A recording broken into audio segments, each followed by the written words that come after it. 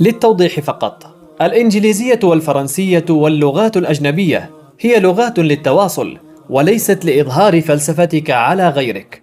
الآيفون نوع من أنواع الهواتف النقالة، ولا علاقة له بمدى رقيك في المجتمع. البيتزا والبرجر وجبات طعام خفيفة لسد الجوع، وأكلها ليس دليلا على التحضر، كما أن العدس نوع من أنواع الأطعمة ولا علاقة له بالفقر، ولا عيب في أكله.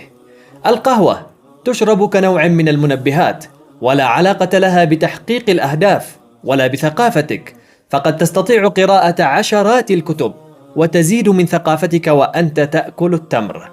السيارة هي وسيلة نقل حديثة وليست أداة للتفاخر، ولن تجعل منك سوى شخص يمتلك وسيلة نقل.